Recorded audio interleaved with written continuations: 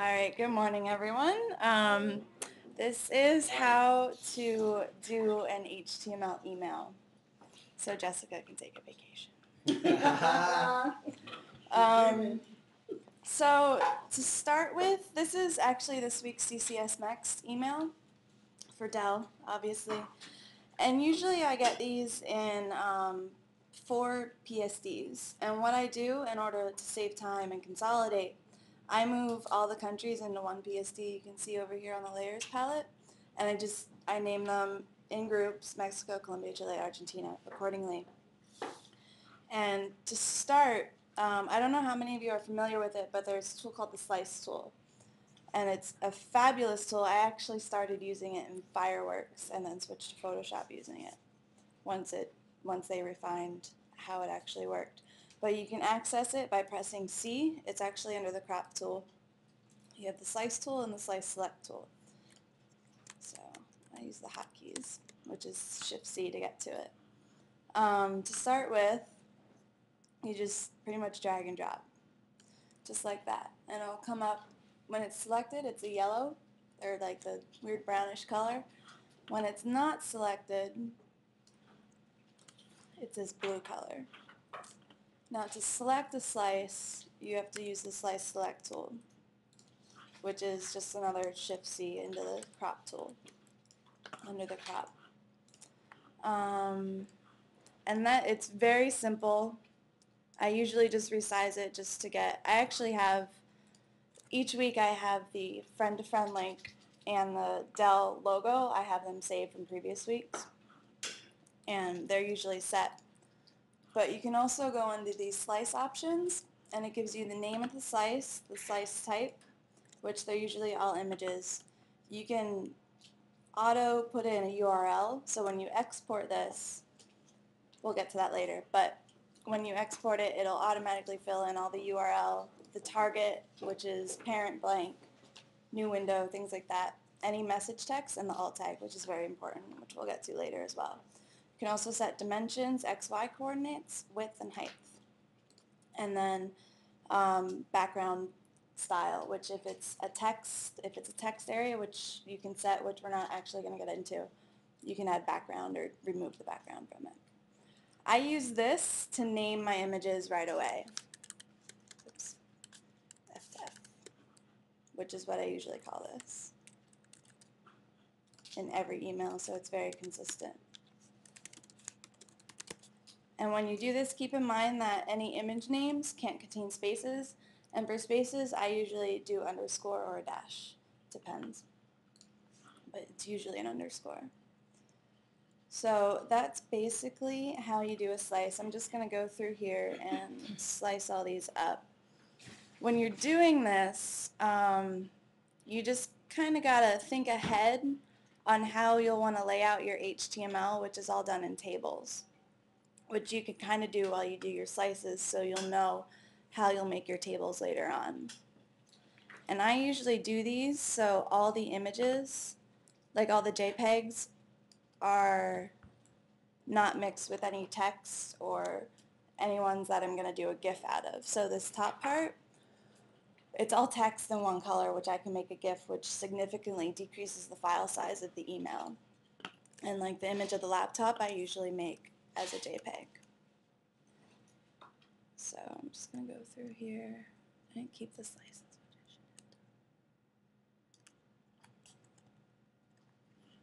Slice it.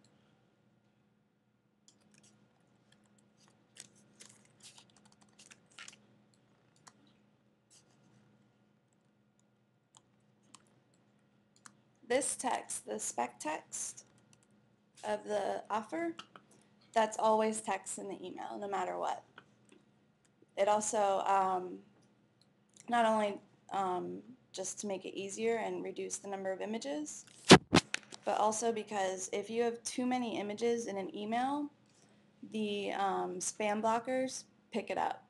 So if your entire email is composed of multiple images, the spam blocker it's more likely that it'll be marked as spam. So I usually make the specs text in every email.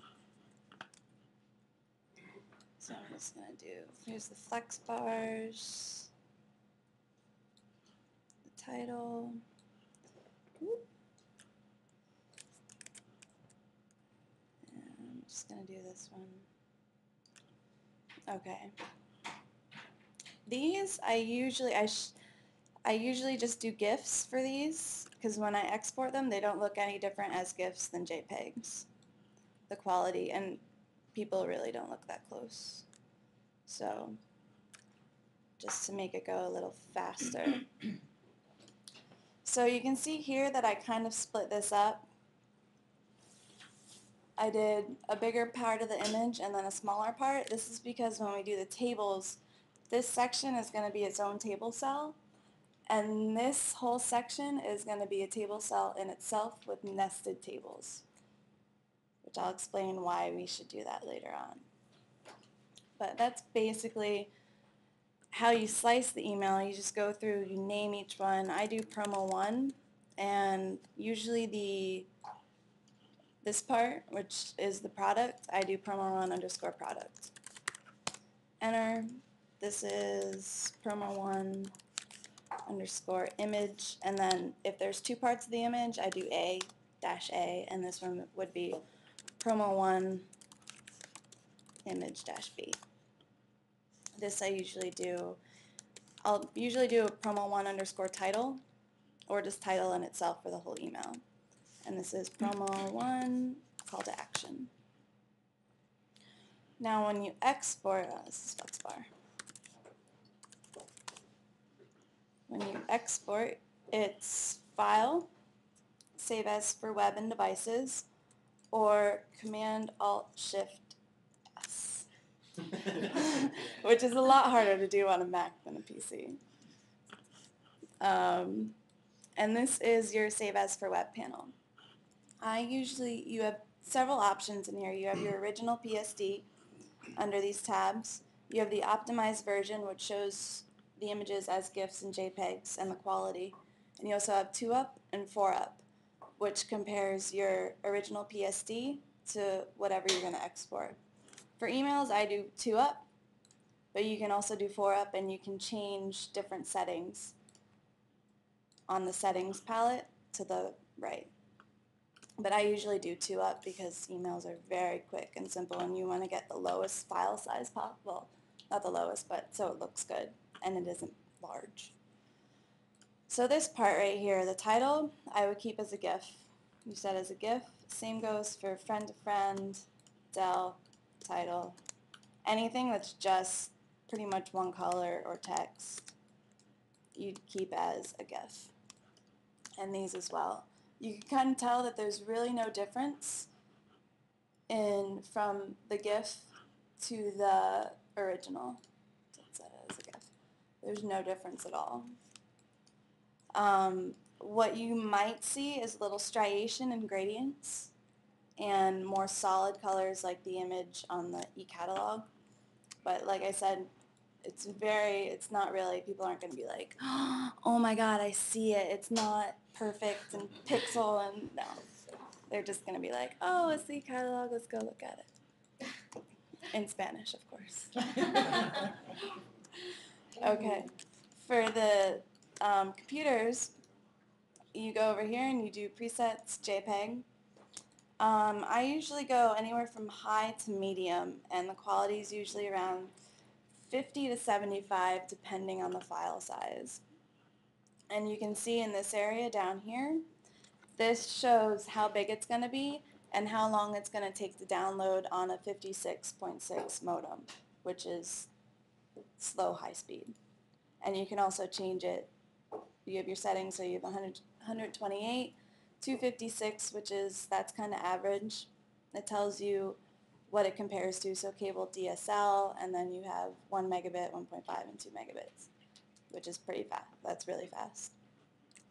But I keep it at 56K, and then you can see it's about 20K, which takes about 5 seconds to download. You can shift click and you select multiple slices, and you'll be able to see how long the two of them together will take to download. So this whole image plus the Promo 2 image, all that will take 10 seconds to download, and it's about 48K, 49K. PCs round up, Macs round down. So if you look in your file browser, you'll notice that the file size is higher on a PC than it is on a Mac.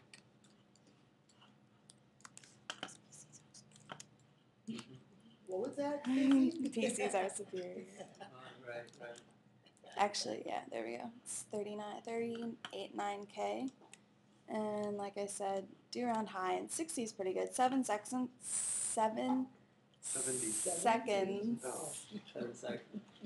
7 seconds for these two images, that's pretty good. I try to usually get it down to maybe 5 seconds, which probably won't happen, but 6 seconds at 50 quality.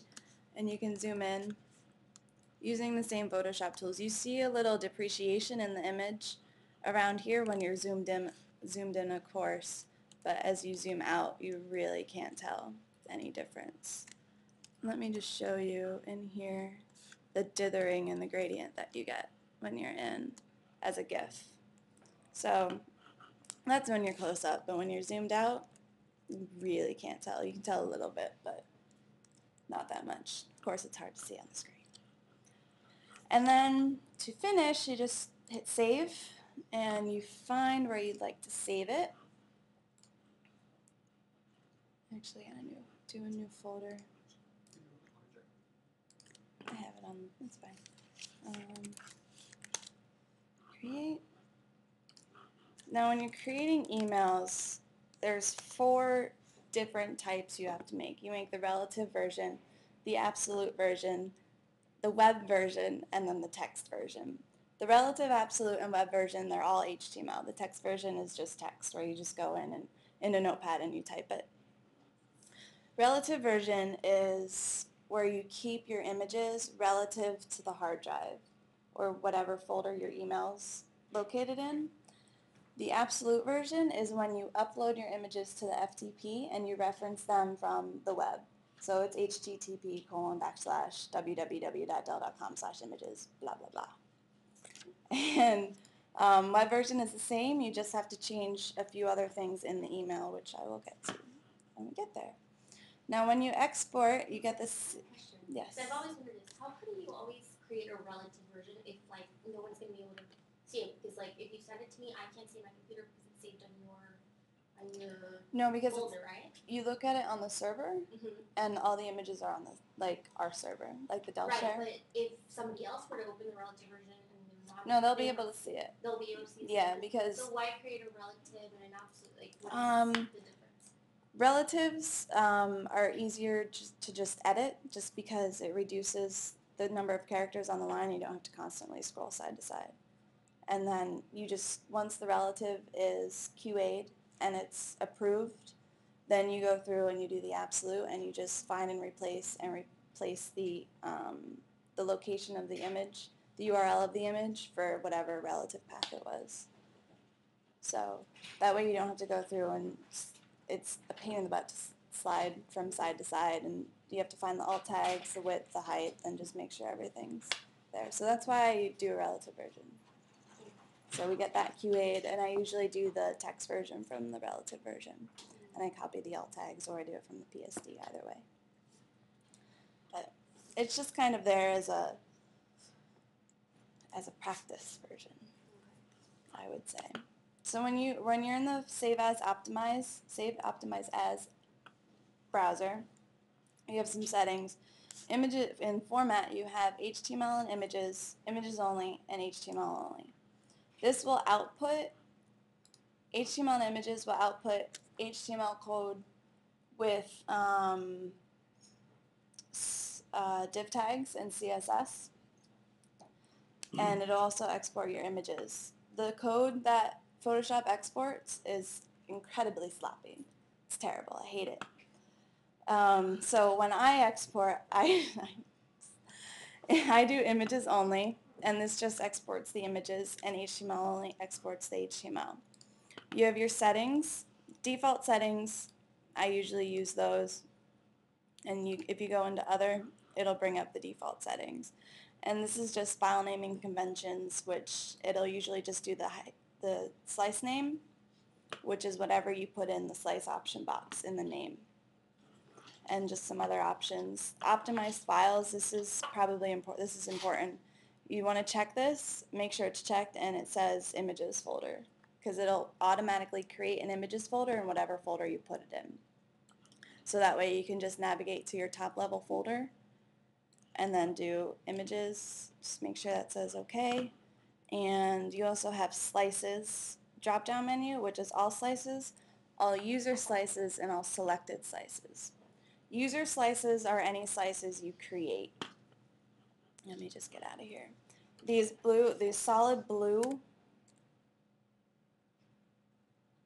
the rainbow circle of death, as I like to call it.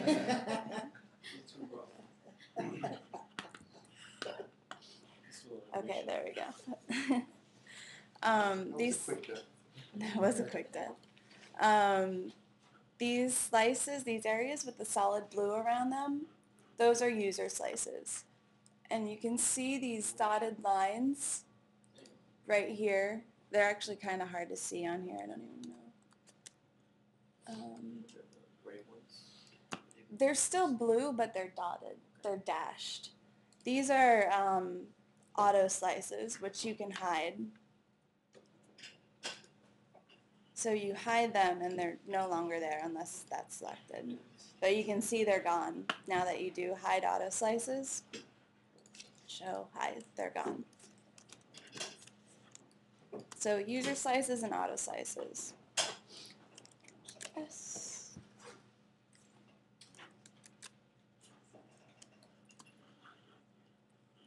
So you do save, and I usually do my first export, which there's usually a couple exports because of how many times this changes. I usually do all user slices to start off with. You just hit save. You can also go through and you select them in your preview pane, and whichever ones you have selected, you just do shift click on whichever ones you want, and then choose selected slices, and it'll just export those. And if it has to rewrite, if it has to overwrite, you will get a dialog box confirming that you want to overwrite those. So I'm just going to save these to show you. And see, it automatically created this images folder. So I selected 2 slices, and it's telling me that these already exist. You want to replace them. You can uncheck them if you don't. They're usually checked because you do want to replace them. You just hit replace. And that's Photoshop. Actually, one more thing. Because most of the emails are usually the same, you just turn on and off the layers and you re-export whichever ones you want. I'm going to show you how I have my images organized and in the images folder. So this is my images folder. A little bigger. I have 4 folders within my images folder for each country, for whichever images are different. So eCatalog image is usually different because of the image on the eCatalog changes depending on country. And then the prices, of course, differ. And sometimes there's different flex bars for each country depending on the masculine or femininity of the words. But we've been pretty good and pretty consistent with not having that recently. But there has been times when it's like nueva, nuevo. So I usually just put them in whichever country they correspond to, and you just re-export that slice, turn the layer on and off. That's pretty much it. Mexico, Colombia, Chile, and Argentina. And you can see all your images are in here then. All right, Dreamweaver. Let's get to the good stuff. This is Dreamweaver. Now, I don't know how many of you have worked with Dreamweaver before? Okay, very few. All right, Dreamweaver is my friend, as I like to call it. To create an email, you do new, Command N, and just create a basic HTML email. Or you new file, new, and you just make a basic HTML.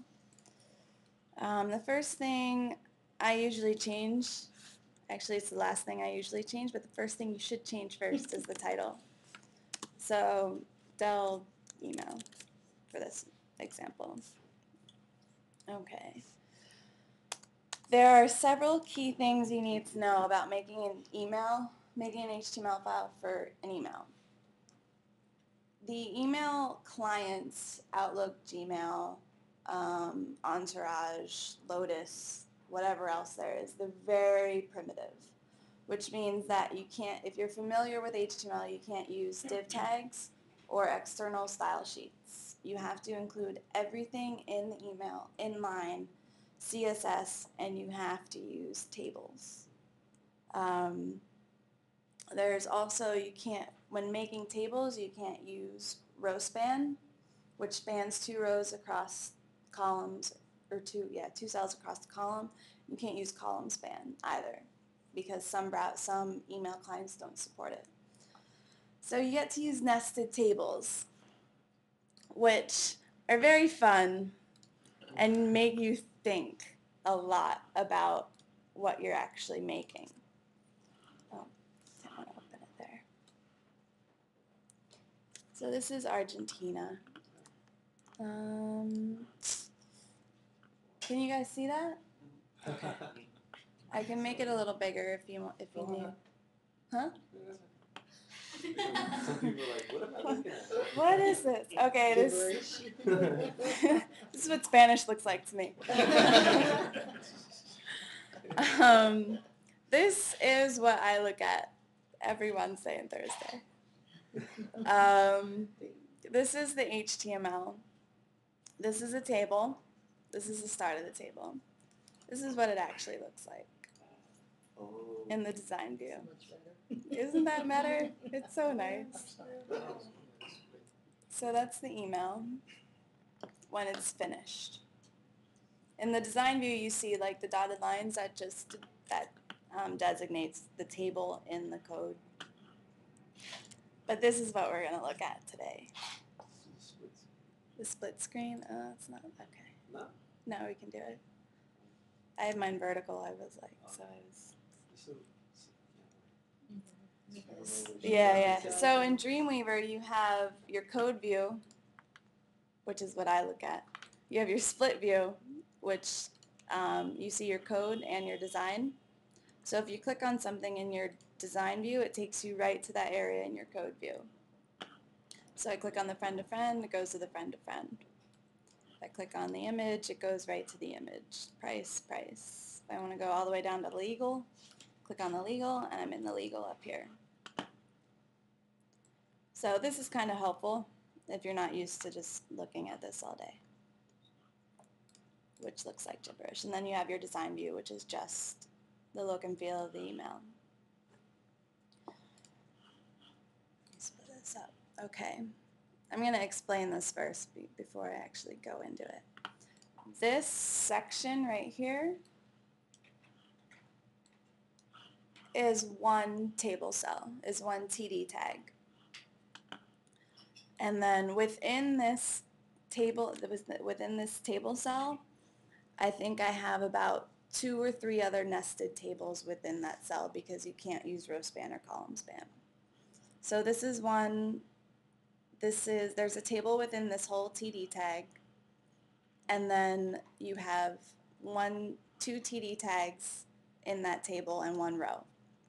You have this row, you have this TD tag, and then you have this TD tag. Within this TD tag, you have 1 table with 3 rows. So you have the table, row 1, row 2, row 3. I didn't split that up, so that's good. All right. And let's see here. This is what it looks like. So you have your first table row, and then you have your first table cell, and then you have another table. And that starts the images. You have your table row, and then you have your first table tag. And then you have your second table cell, which defines these three rows. And then within there, there's your table. There's your first row, which is the product name. Your second table row, which is your specs. And the third table row, which is your call to action, which is your price and your CTA. And that's pretty much the process for doing that. So I'm going to show you, I'm actually going to type it and do the first 3 rows. And that's it. I never start with a blank HTML because it will take probably an extra hour or 2. So I always start with this, with probably one from the week before. But I'm going to type out the first table. So this is a table tag. You always open and close your tags. So you have a table. There's several, these are called attributes. You have cell padding, which for this you always set to 0. Cell spacing, which is always 0. These attributes are always 0 no matter what, except for your width. You have your border, which we don't want any, and width. Dell emails are generally 700 pixels wide. There are a few exceptions, but they're usually 700 pixels wide. Exceptions are fun. Oh yes. So you're not going to be able to see anything. So we have our table. To create a row, you always create a row before you create columns. So you have your first row, which is a TR tag. And then to create a cell, you have a TD tag. I'm guessing the like kind of parentheses slash GD is how you close it. You open Yes, it, yes, I'm sorry. We always close it with the slash. Your closing tag is always a slash, a backslash, a forward slash. So you have your opening table tag specifying your cell padding, which is the area inside your border and around your content. Why do So you have to specify it's going to be 0? I understand the border why you have to specify, but padding is because especially Outlook, they like to put their own numbers in. okay. So specifying, it's very important to specify your widths especially. Not so much your heights, but your widths on your table cells because that determines how it's going to expand. And it's always specify your cell spacing, your cell padding, and your border is 0, or else Outlook might go in and they'll put in like their own numbers. And Just it'll, Outlook usually does that. it's, some browsers do it, and Explorer's a big, I'm going to put my own default widths in, and so is Outlook because they're Microsoft. So you do that just to pretty much keep your design. Yes, yes. There's also another thing I do, which is, I'll get into that when I put an image in. But everything in here it's very specific, and you really need to make sure you have all your widths, all your borders, and on your tables, make sure everything's set to 0 except for your width. You could put border 1 so they can see it. You could. Let me put it in. Because there's a table there. Where we can see it. Oops, I can't hit F5. Hit function F5. There we go. And there you have a table. And you see your border in the design view, and it tells you how wide it is. And there's the help. I'm going to put in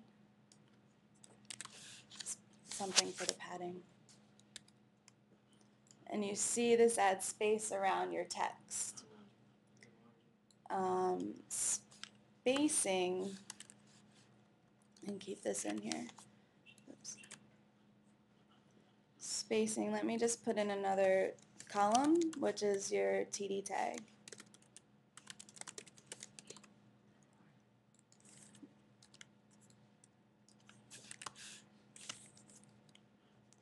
spacing adds a space between the borders. And in here is your padding. Let me turn off the padding. You see how the text got really close to the border? And outside there's space between the border and the cell border and the table border, which is right here. Just like old school. This is very old school. It's like how it used to be. This is but how it I still is. this is how I learned. It's classic design. If you're working in code view and you have the split view up, to refresh your design, you hit F5 or function F5 on a Mac, or you have this little refresh symbol up here which says refresh design view. And that refreshes what you'll see here if you change anything here. So let's start with the header for the Dell emails. This is why people hated curves. They wanted rounded corners. No. Okay, let's see. This is very old It's school. like an Excel sheet. Yeah, right? Yeah, you put in. You also have, in your attributes as a table, you have an ID, which pretty much just gives it gives you a reference as to what's contained. For me, it gives me reference as to what's contained in there. And I usually have 3 tables. I have my header, which is click here for web version, your friend-to-friend link, and the Dell links, notebooks, laptops, notebooks, desktops, servers, and projectors, and whatever else they have in there. Workstations. It's all in Spanish, so I really don't know what's there. I just put it there. So you have your first row for your header. I'm going to do a preview. So we're going to make this part. And all this is one row, and then it's divided into another table. This is where the logic comes in.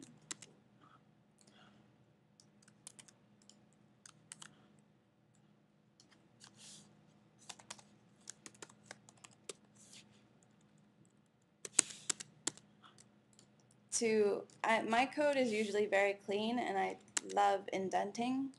So you can see the different levels as you step down. To indent, you just highlight whatever row you want and you hit tab. And that's it. You can also click and drag on the side on the number lines, the line numbers, and hit tab and it'll tab in. Shift tab tabs out. Decreases the tab.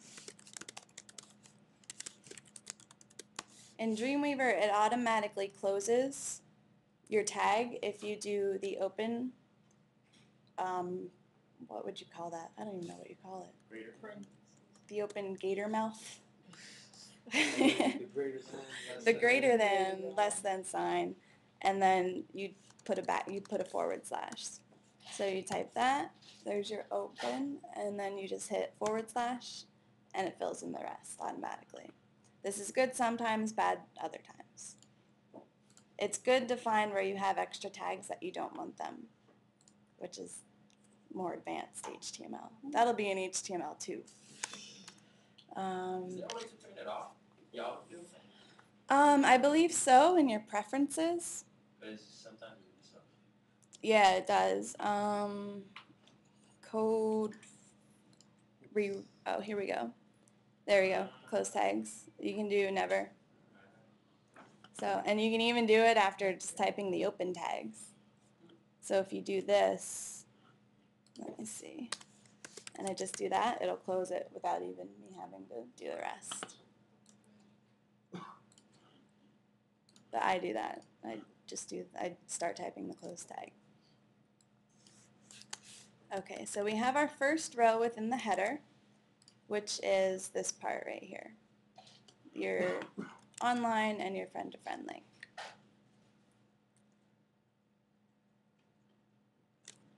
So there's also some attributes within your TD tag, which you can align it left, right, center, top, middle, and bottom, vertically. So to do a vertical align, you do v align equals, for this, it goes in the middle. And then just going to paste this in.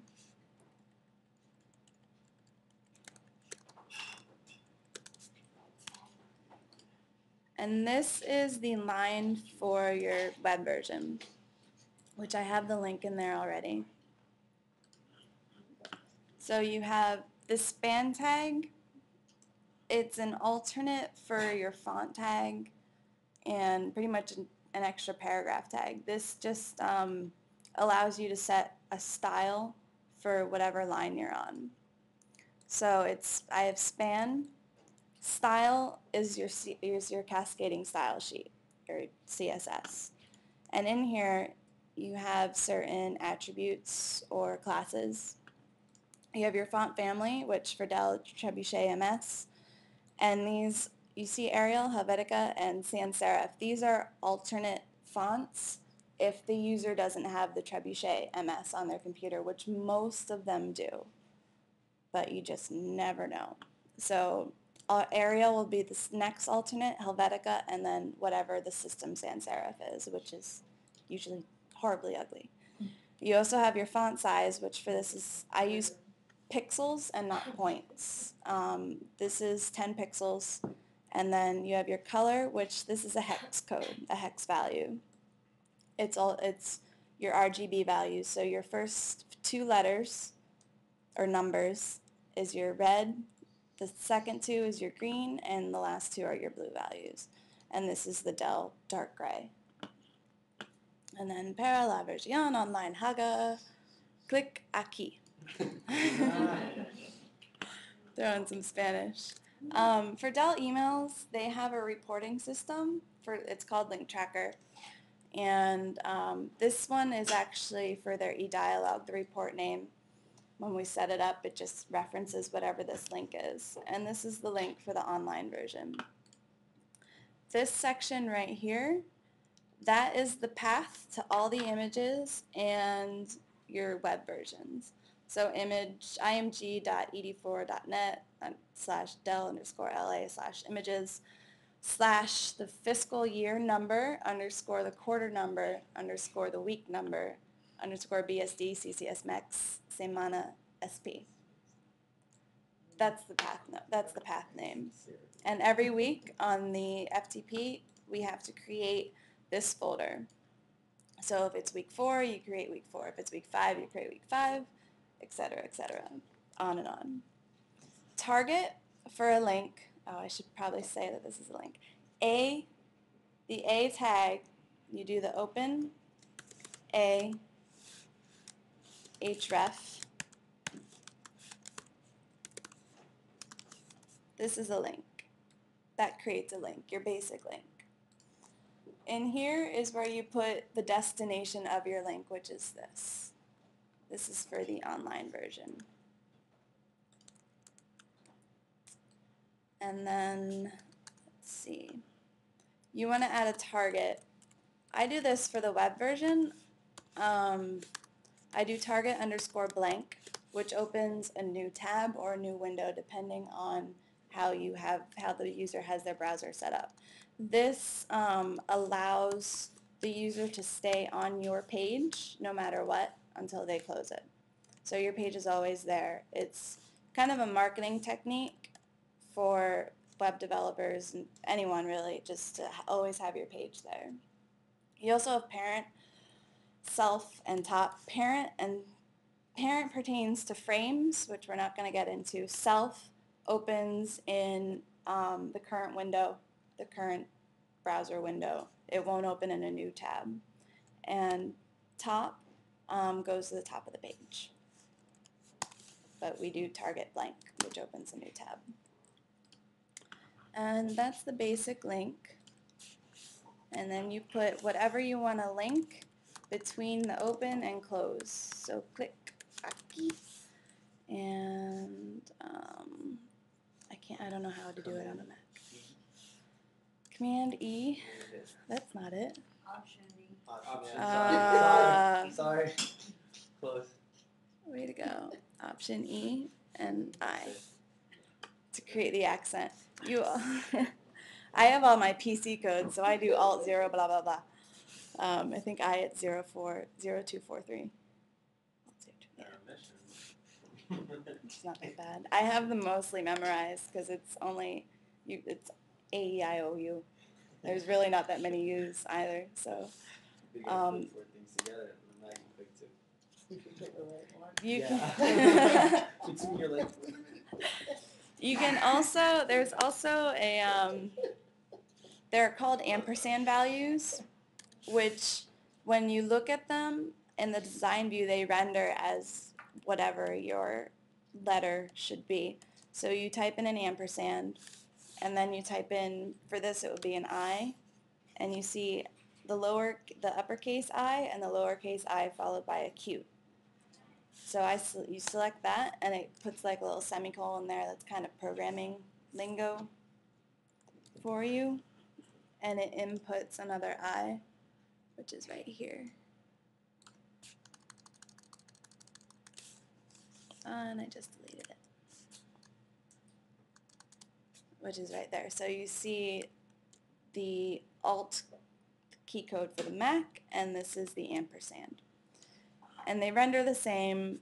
It usually doesn't look different at all anywhere because computers are advancing nowadays, so they really just all look the same. So Jessica, I have a question with regards to the accents. If I copy and paste from a text file, not from Word, and I paste it into the HTML code, and there's many accents, do I have to go and put in a special code for the accents every time? No. Or does it carry it? It carries over.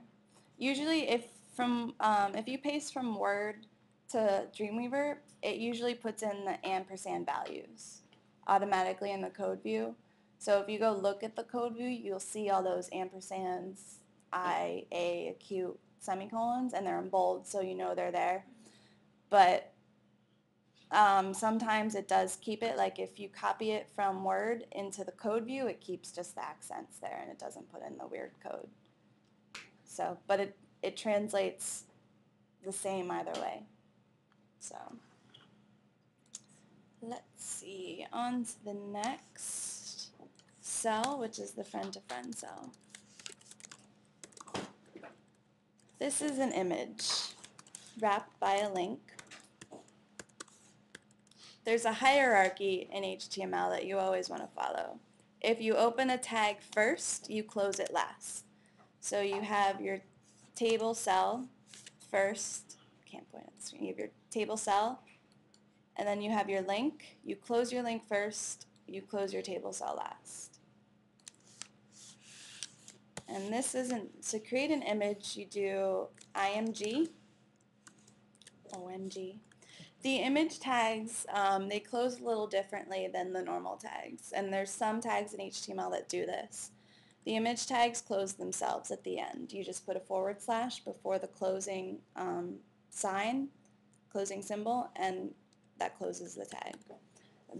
The image tag, and there's a couple of the form tags that do that, but they're pretty much the only ones that will close themselves. All the other ones are you have to close, because the image tag, you don't put any text between an opening and closing of an image tag. It doesn't really make sense if you were to do that. To reference the image, you do SRC, which is short for source. You always use quotes. I've been doing this and I haven't really explained it, but the quotes is to designate whatever the value of that attribute is. So you have quotes. For this, our images, you'll see them in the file browser. They're in the site and in the images folder. So we have the friend-to-friend GIF. So you do images, which is your folder. You don't need to put a / or / at the beginning.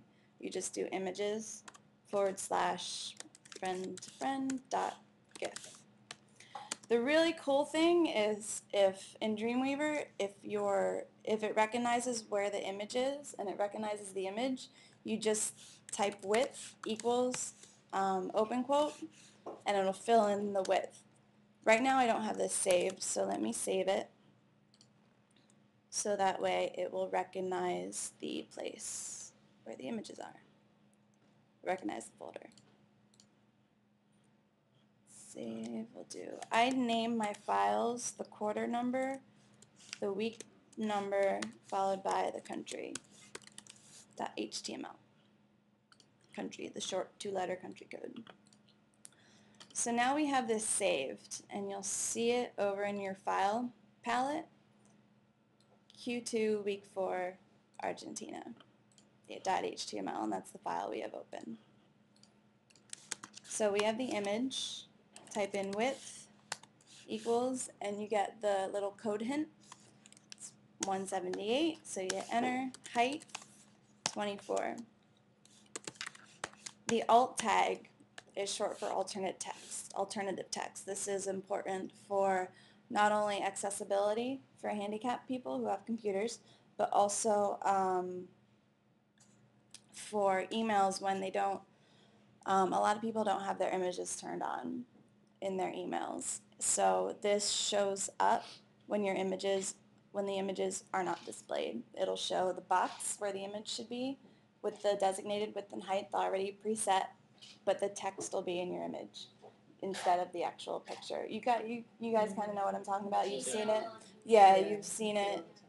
It happens in your browser sometimes when an image doesn't load. It's a descriptive text. So you put in here whatever text is on the image. So you do compartir con un colega. Oh. For images, you also set the border as 0 because if you have a link on your image, you'll get this horrible, ugly blue border around it, which we do not want. So we set the border to 0. And then we also, this is for Internet Explorer and Outlook. It's style, you do a style, display, : block. This prevents Explorer and Outlook from adding an extra line under the image because it'll treat it as just whatever space you designate it as instead of inserting, it just puts that extra line in there. It's really weird and it's annoying. What does it say? Hang on, let me just, oh, you don't have Explorer. I can't really show you because you don't have Explorer. But, like if you had Explorer, which I don't know how many, not many people here probably use it. PC people use it, but it just puts this extra space under an image if you don't like put this in there. It just adds an extra line. It doesn't treat it as just whatever width and height you give it. It treats it as a different kind of object. So it puts like this extra space in there. It's really annoying. It's so PC. We'll just chalk it up to Explorer with. Yeah. So you just do display block. There's a ton of other ones, and let me see. I think it usually treats it as an inline object, which it adds space under, which is kind of like a p tag, or not a div tag. Sometimes a div tag, a p tag or a div tag, which it always adds like a return on it, and that's what it is. It's like a little carriage return. But If you add a slash break, I think it gets rid of that line. the extra line, Yeah. yeah, but you can just do the, instead of doing a break tag. Break tag also closes itself, which is a line break, which returns it to the next line. You know in Word, when you're typing and you hit enter and it leaves like an extra line in between, especially in the newer versions of Word? But if you do shift enter, it just goes to the very next line. That's what a break tag is. That's what the BR tag is. So let's check this out now. So we got our web version. Click here for the web version and our friend-to-friend. Also, the friend-to-friend gets aligned, a line, which is your horizontal line to the right.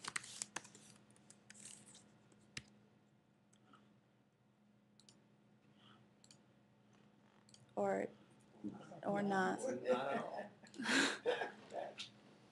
Oh, I think, no, we need to designate the width in the table cell. 178. F5, there we go. Now, where'd you get the 178 from? The 178, it's the width of the image. No, but how did you know? If you don't, Earlier. She made it up. yeah. No, because Well, see, I meant to ask Yeah, they again. automatically. Didn't it fill it out automatically like a few minutes ago? When When she you referenced copied the it, image and then source. It automatically. Yeah. Yeah, the width was pulled automatically for the I image. didn't mean when you like when you were working from home. That's how I was I was doing this You wrong. know probably that No, the width was created automatically from the image information that we have. So in order to designate how wide that cell should be, because if you don't put a width in, it's just like, oh, I'm just going to make this one 50% and this one 50% or this one 35%, this one 75% or 65%. It's a bad math.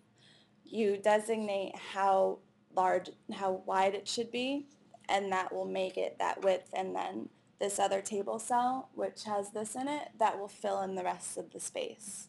So that way this can be aligned to the right. And we just do to put in the Dell logo and all that other fun stuff. This is the stuff that I always copy and paste, because there's just so much stuff there, and to retype it every week,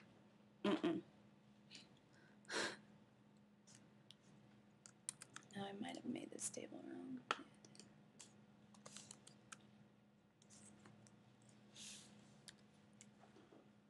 And there we have the second row. So I have the links in here from the week before.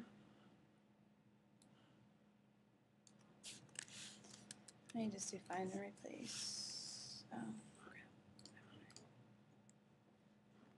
But now we have our Dell logo and our fun little Dell links. And the Dell links, they're all on one line. You have this span. Let me turn off line wrap. Word wrap. There we go. That's a lot better.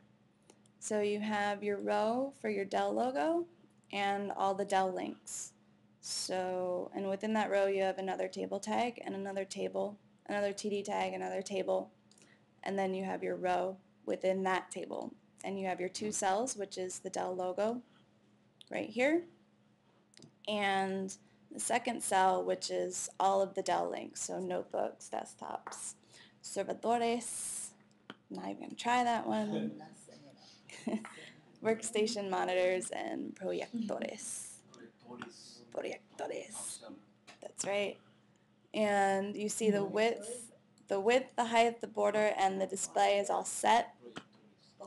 And in here I did set the width for the Dell logo, so it would just take up whatever space it needed to be, and the height, so it wouldn't be any higher than it actually needs to be, which is usually set at 72, which is the height of the logo.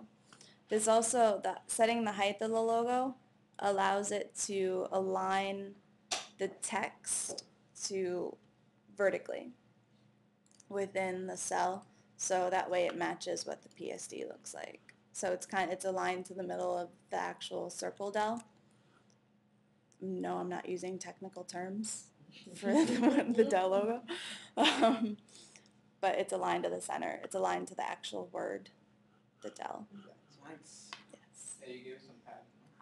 I did give it some padding, but I didn't give it table padding or cell padding. I gave it line padding, which is a little, I did give it table padding. Never mind, ignore that. But I kind of made my own padding, which you can set in the styles, which is you can do padding left, top, right, bottom. And you do padding dash left, colon, I do about 5 pixels, which gives it this little space right here, or else it would be kind of butt up against the line. And then padding top, I give it about 20 pixels, which allows it to line to the middle of the Dell. And that is our header, ladies and gentlemen. So let's check it out. Always want to save when you preview, and there it is with the borders. Let's take the border off.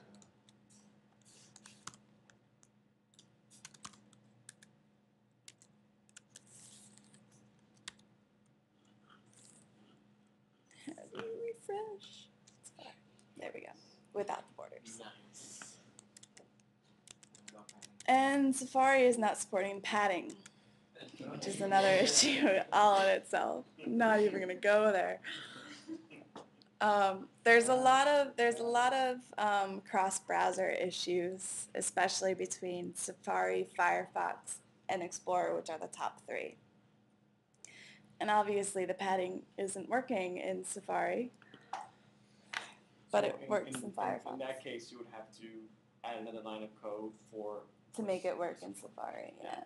which is so important. Why we gotta kind of say what we want our emails to be compatible with. Yes, Or HTML to be compatible yes. That's why you always want to, like, if we have a client and they're like, well, we need to ask them how they want it to be compatible, because there's about 10 versions of Internet Explorer that everyone uses. You have Firefox, Safari, Opera, Chrome. Chrome's pretty good. Safari's usually pretty good, except with padding. And Firefox is usually pretty good. Explorer is the one you have to look out for because you have IE6, which isn't compatible with anything. You have IE7, which is a little better. You have IE8, which is slightly better than IE7. And then IE9 is out? IE9 is out, which is the same as IE8. So, So you would write an extra line, like you were saying, just specifically targeted towards Safari browsers? yes, you can. I usually just kind of leave it as is. But if I were developing specifically for Safari, I would have to go in and add, there's kind of like comments in your style sheets or your HTML that only certain browsers will read, and they'll pick up on that code and apply it. But again, that's like HTML5. Or, yeah, HTML part 20501 or something. So that's basically how I do the header. I usually just copy and paste it from the week before, but I wanted to go through and show you how it worked. So the header's done, and one last thing I didn't do was align the table to the center of the page, which you do in your main table tag, align center.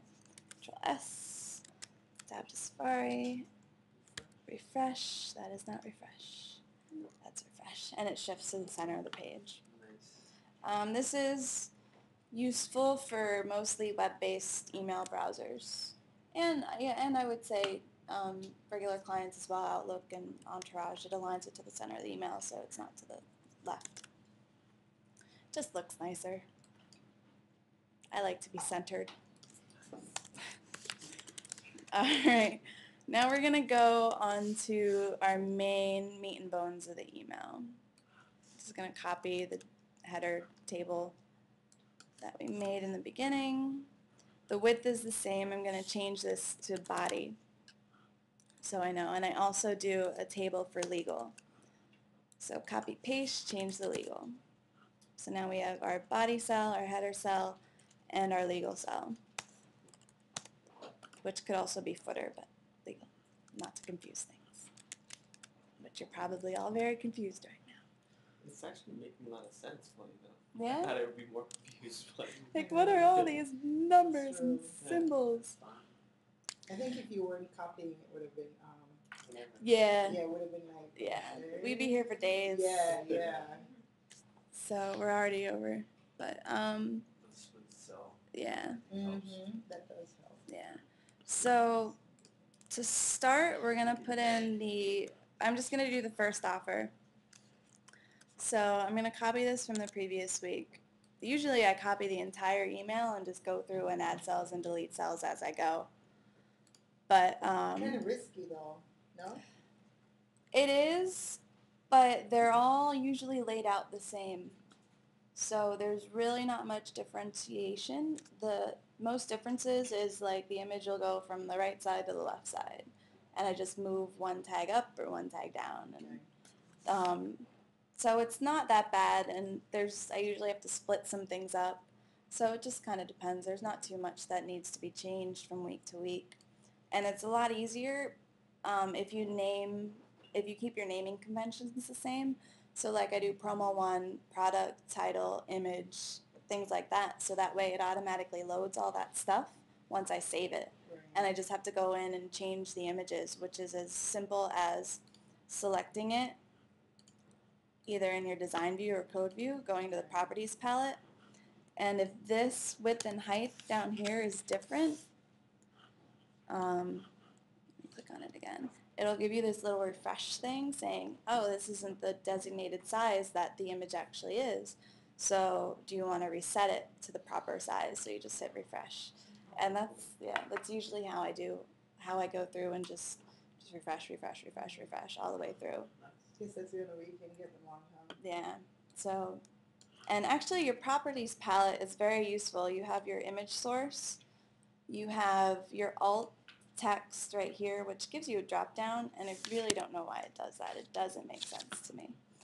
But you also have your width, your height, your target, your border, and your alignment. You can use the editing tools, but I would not recommend that at all. Do that in Photoshop.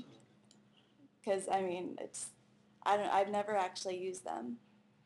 It's that Dreamweaver gets messy. Like, Yeah, the code, It's meant to build the whole website, but for people that don't code, yeah, because it'll tear you up. yeah. But, I mean, they work, but It does what you need it to do. it becomes messy. That's not supposed to be there. Jessica, just a question about the link tracker link that you mentioned before. There's one per whole email, or is there several of these links? There's several different links. So each week, all the links change every week except for, no, all the links change. Sorry. No, there are links that stay the same. There's some links in the legal. Yeah, there's no link on the Dell logo. There's no link on that.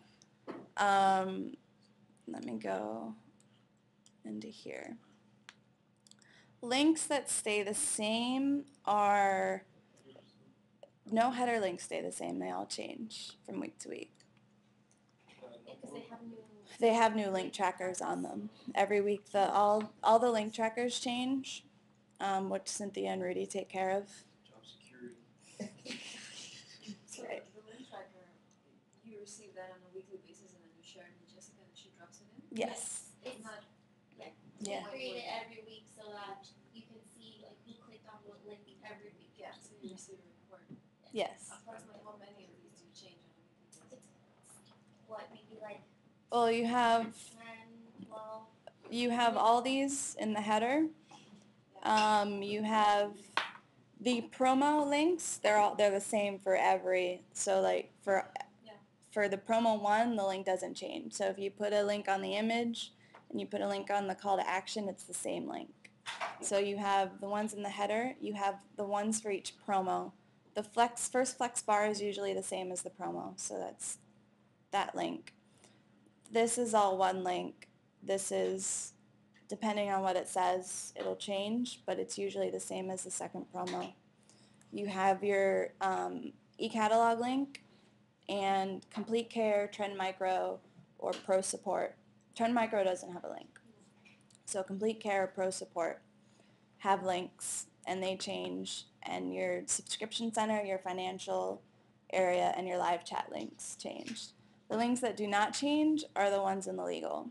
So your cancel subscription, your preferences, and your privacy policy, thank you, don't change.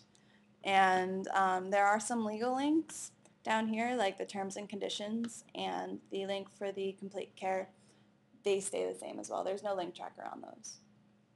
So they are tracked in eDialog though. So, but those are the links that change. Or don't change. Everything else changes. But that's as simple as copying and pasting from a Word document, or from a text file actually they give me, which is a lot easier. And so when I'm actually making these, all of these hrefs, all of the link locations are blank. So that way I can just go through, click, copy, paste. I thought about making an automatic system to do it, but that'd just be getting lazy. No. So in every image, oh, that's the week before. Okay, so we have our title image. So you can see it here. I did copy and paste that.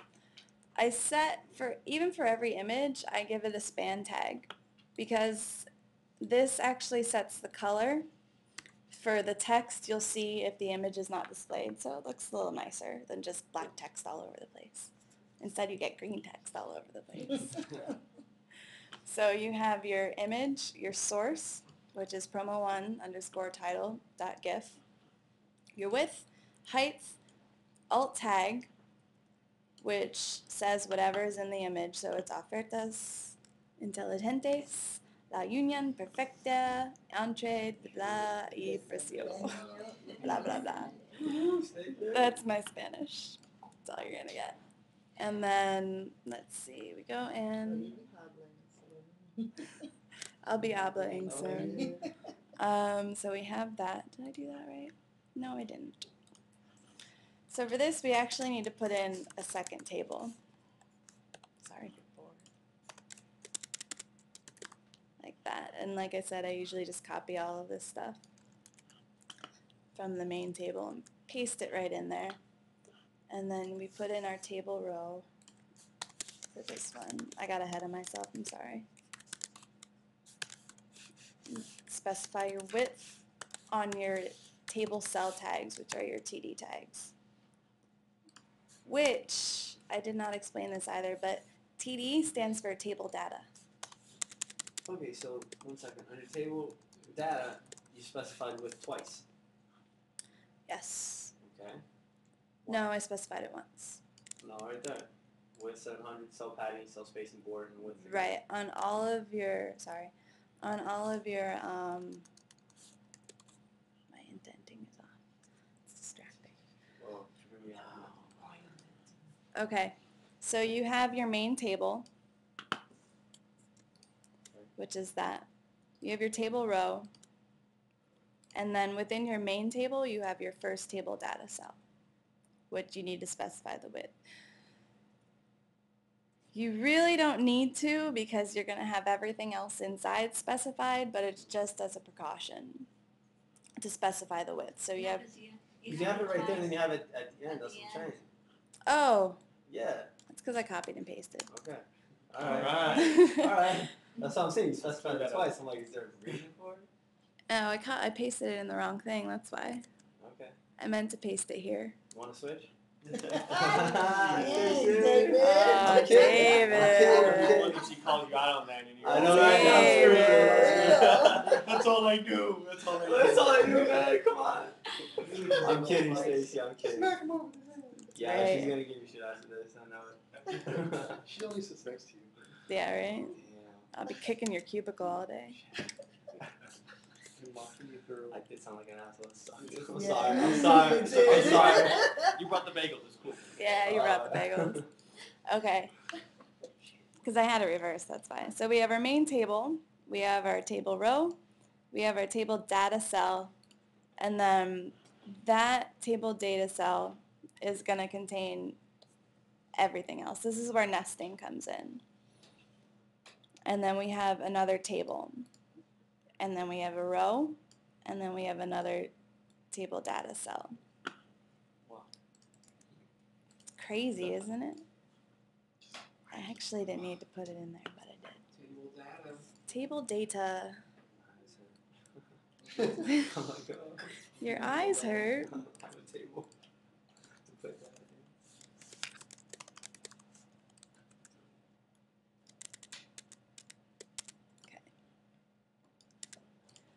All right, this is going to be our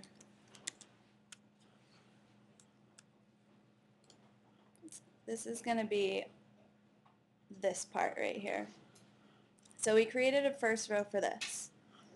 Now we're going to create a row followed by a table data cell, followed by another table, followed by another row, followed by another table data, followed by another table. Alright. I need a pinella right now, my goodness. I know, right? This is where copying and pasting comes in. This is where copying and pasting really, really helps. So this right here is kind of what I just said we were going to make. So I'm just gonna explain it from this week. So you have your first row. Let me minimize this, which goes to here.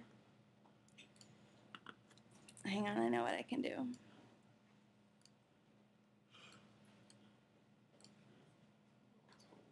Yeah, I'm just gonna minimize these so that way we can kind of see where we're going, where we're starting from and where we're ending from. Add.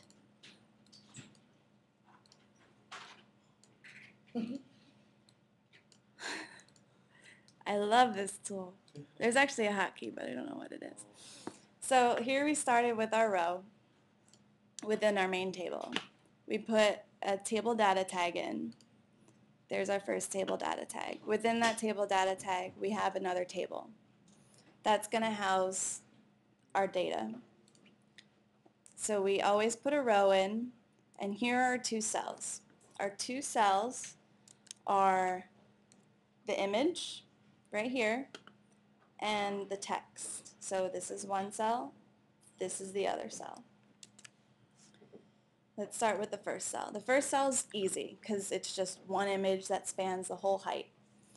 So you do the link all down to there, and then you do the image within the link, and you close the link at the end. Image source, height, width, and the alt text. Border 0, display block. That's our image. We have it. That's that. And then we have our second table tag, our second table data tag, which within that is another table. Within that, we have 3 rows. Our 3 rows are the product, the specs, and the CTA. So our first row, we have our product image. So there's that with the link or the source, the width, height, alt tag, etc. With this, you want to always put the width in, the same with the table. When you get into nesting, you have to watch your table widths because they do get smaller. So like this table is 364 pixels, and that's how wide this area is, this whole area. And this one is 336 pixels, which is how wide this image is. So we have our product title. We have our next row is our specs, which is held within a span tag, and it's styled. So like kind of like our top links, our del links. So we have our trebuchet font. We have the size, which is at 11. Display as block, which prevents Internet Explorer from adding space. And I put a line height in there because we do some superscripts, thank you. And each of these are contained within a P tag, margin 0, so they start to the left. And then we put a little bullet in there, not using a list tag because they don't really render properly. So we just put a little bullet with the ampersand code, which is ampersand bullet semicolon. We put in the font, or we put in the text for each spec, and we superscript the registered marks because that's how they want it. And then for each of the highlighted, the callout specs, we set a font color to green. And sometimes they have like, oh, you get an extra gigabyte of memory for free or something like that. And they usually cross out like 2 gigabytes and then have 4 gigabytes next to it. To do that, you put a separate span style on whichever set of text you want it, whichever characters. So here's a span tag, and within it you can see there's 2 gigabytes. And this text decoration, that allows you to put underline, line through, double underline, things like that on your text. So you can actually see, I'm going to type it here for you. When you do semicolon, blink doesn't work anymore. It's an old tag. It's outdated. Inherit is, it inherits whatever the parent of that object is, which is, that's for HTML 501. Line through, which is what we want. None, which means doesn't have any underline, any stroke, nothing. overline, which gives a line on top, and underline. We went line through. And then you close it, you put the text in, and you close it. And then you go down and you do the rest. So that's the specs. Any questions on that? I went through that kind of fast because it's 10:25. And then the last one is the call to action, which we have our width, and we align to the bottom of the table cell.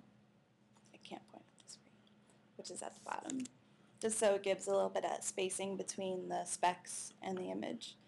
We have our link in there already, and we have everything, target, style, color, and then we have the image. For this one, it's in the Argentina folder because it's specific to Argentina. So we have Argentina, promo 1 price, width, height, alt, style, and border. So with the alt tag, it has the price and 6 quotas and compra ya. And that would be our row. So I'm going to copy and paste this into here so you can see it live without everything else. Refresh. There it is. Nice. Quick and dirty, but it's there. When you have images that span the entire width of the table that are usually 700, you can give them their own row. They're very easy. You just do TRTD image. That's it. You don't have to do any nesting or anything like that. So, I think I'm going to stop there Awesome. for now because that's